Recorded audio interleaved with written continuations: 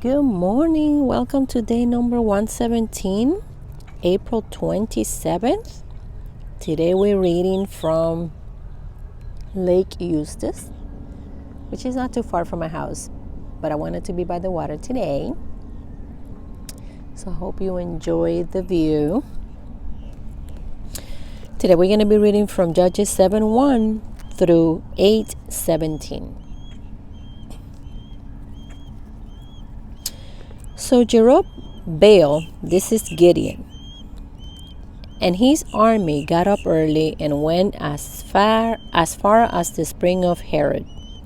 The armies of Midian were camped north of them in the valley near the hill of Moreh.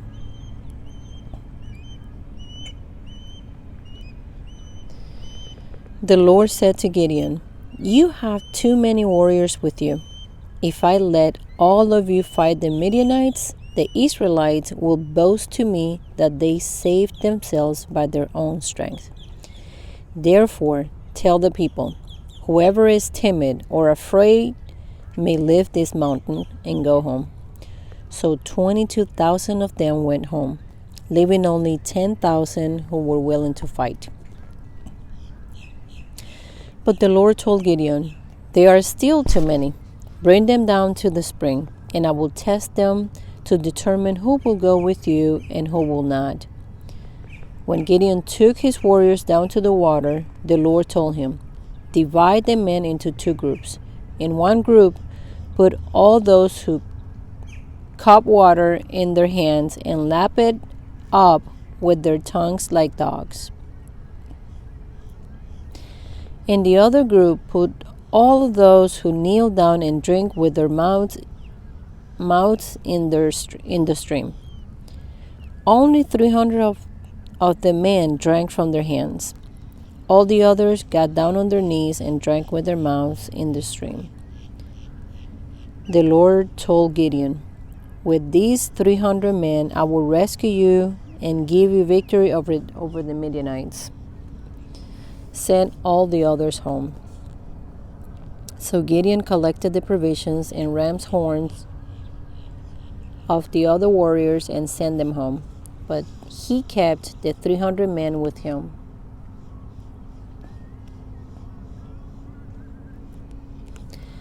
The Midianite camp was in the valley just below Gideon. That night the Lord said, "Get up, go down into the Midianite camp, for I have given you victory over them. But if you are afraid to attack, go down to the camp with your servant Purah. Listen to what the Midianites are saying, and you will be greatly encouraged. Then you will be eager to attack." So Gideon took Purah and went down to the edge of the enemy camp. The armies of Midian, Amalek, and the people of the east had settled in the valley like a swarm of locusts. Their camels were like grains of sand on the seashore, too many to count. Gideon crept up just as a man was telling his companion about a dream. The man said, "I had this dream, and in my dream a loaf of barley bread came tumbling down into the Midianite camp. It hit a tent, turned it over, and knocked it flat." His companion answered, "Your dream can mean only one thing. God has given Gideon, son of Joash, the Israelite, victory over Midian and all its allies." When Gideon heard the dream and its interpretation, he bowed in worship before the Lord. Then he returned to the Israelite camp and shouted, "Get up, for the Lord has given you victory over the Midianite hordes." He divided the 300 men into 3 groups and gave each man a ram's horn and a clay jar with a torch in it. Then he said to them, "Keep your eyes on me. When I come to the edge of the camp, do just as I do. As soon as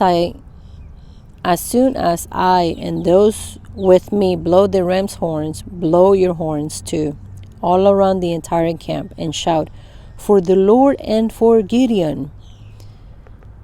It was just after midnight, after the changing of the guard, when Gideon and the 100 men with him reached the edge of the Midianite camp. Suddenly they blew their ram's horns and broke their clay jars. Then all three groups blew their horns and broke their jars.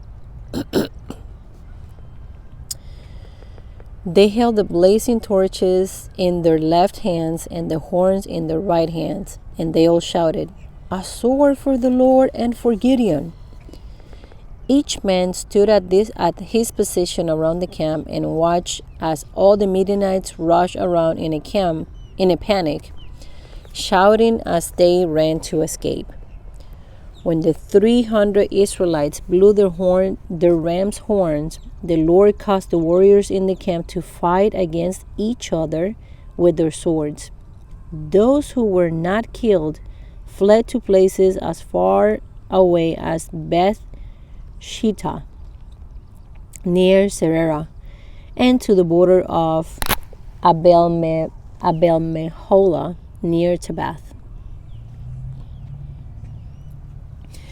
Then Gideon sent for the warriors of Naphtali, Asher, and Manasseh, who joined in chasing the army of Midian.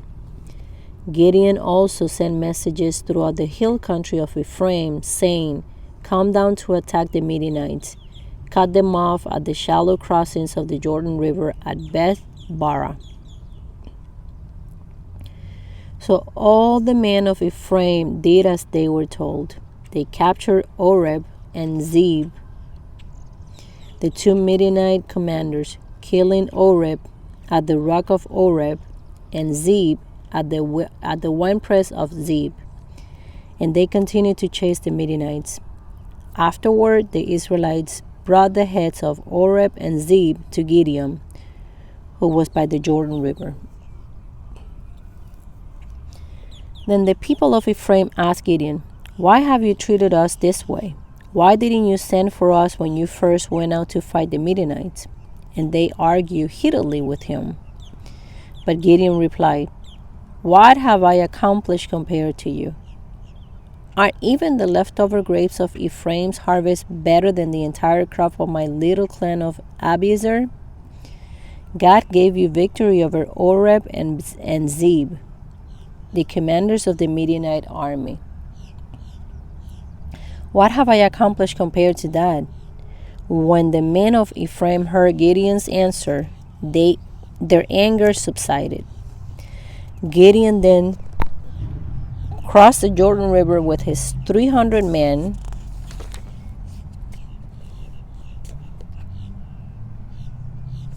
and though exhausted, they continued to chase the enemy. When they reached the Succoth, Gideon asked the leaders of the town, "Please give my warriors some food. They are very tired. I am chasing Zebah and Salmonah, the kings of Midian." But the officials of Succoth replied, "Catch Zebah and Zalmunna first, and then we will feed your army." So Gideon said, "After the Lord gives me victory over Zebah and Zalmunna, I will return and tear your flesh with the thorns and briars from the wilderness." From there Gideon went up to Peniel and again asked for food, but he got the same answer. So he said to the people of Peniel, "After I return in victory, I will tear down this tower." By this time, Zebah and Zalmunna were in Karkor with about 15,000 warriors, all that remained of the allied armies of the east. For 120,000 had already been killed. Gideon circled around by the caravan route east of the Nobah and Jogbeha, taking the Midianite army by surprise. Zebah and Zalmunna, the two Midianite kings, fled, but Gideon chased them down and captured all their warriors. After this, Gideon returned from the battle by way of Heres Pass. There he captured a young man from Succoth and demanded that he write down the names of all the 77 officials and elders in the town. Gideon then returned to Succoth and said to the leaders, "Here are Zebah and Zalmunna. When we were here before, you taunted me, saying, 'Catch Zebah and Zalmunna first, and then we will feed your exhausted army.' Then Gideon took the elders of the town and taught them a lesson, punishing them with thorns and briars from the wilderness. He also tore down the tower of Peniel and killed all the men in the town."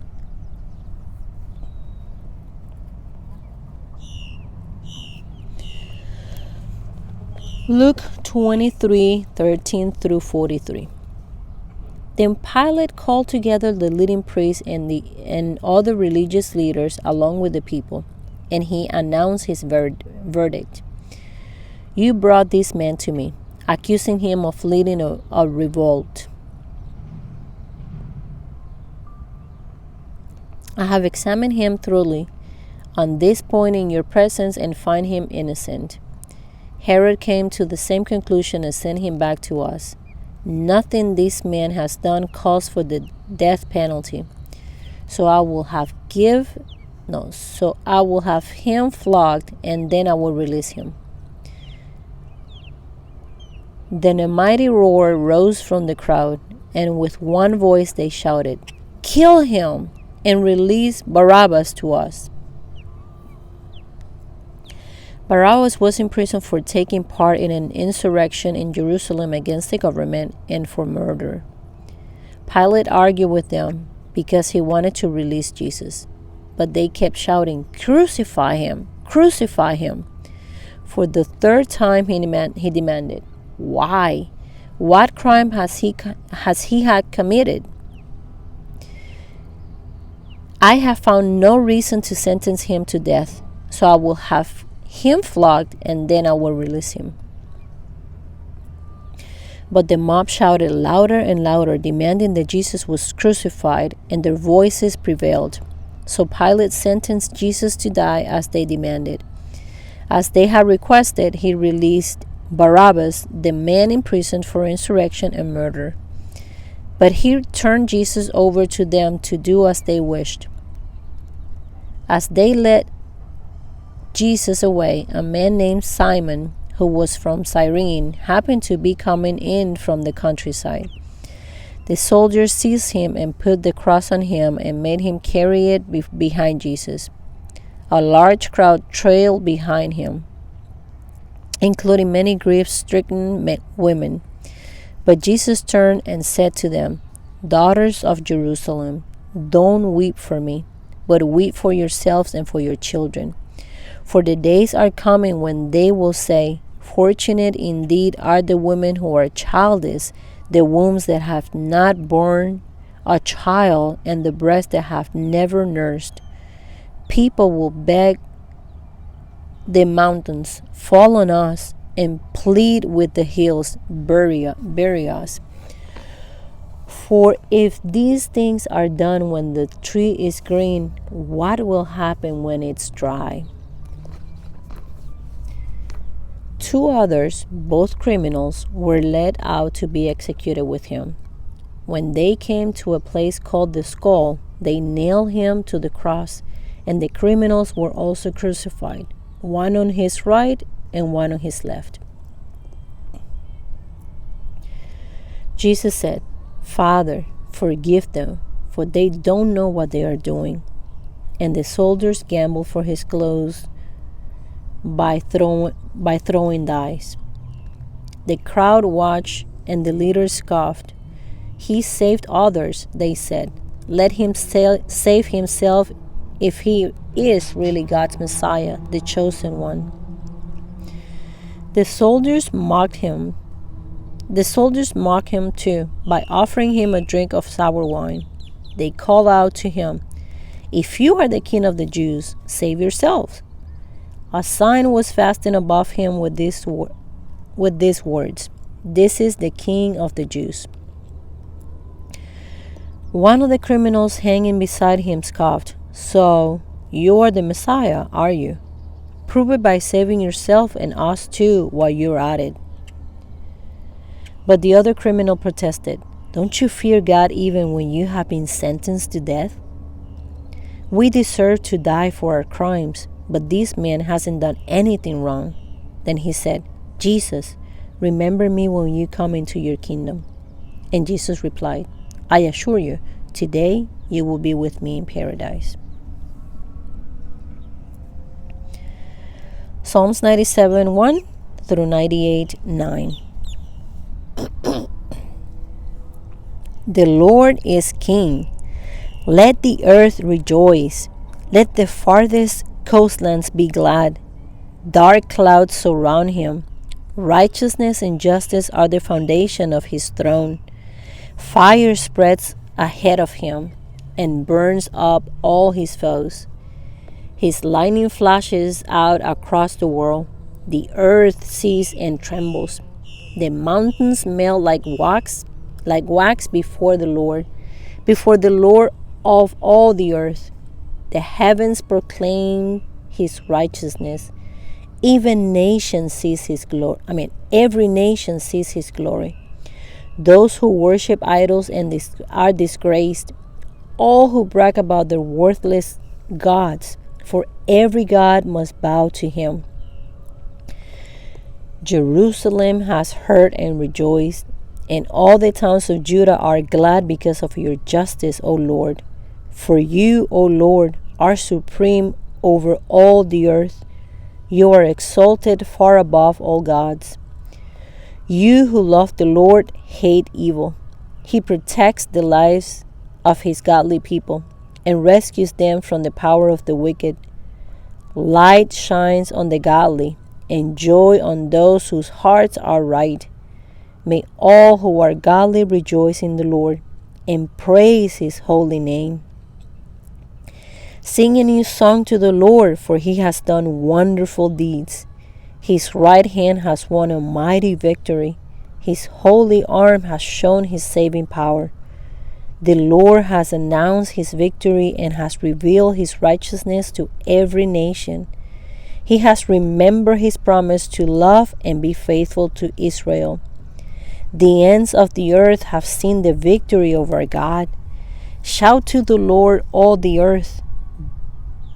Break out in praise and sing for joy. Sing your praise to the Lord with the harp and melodious song, with trumpets and the sound of the ram's horn. Make joyful symphony before the Lord, the King. Let the sea and everything in it shout his praise. Let the earth and all living things join in. Let the rivers clap their hands in glee. Let the hills sing out their songs of joy before the Lord, for he is coming to judge the earth. He will judge the world with justice and the nations with fairness. Proverbs 14:7 and 8. Stay away from fools, for you won't find knowledge on their lips. The prudent understand where they are going, but fools deceive themselves. Thank you, Jesus. Well, guys, I will see you tomorrow on day 118. God bless you. Have an amazing day.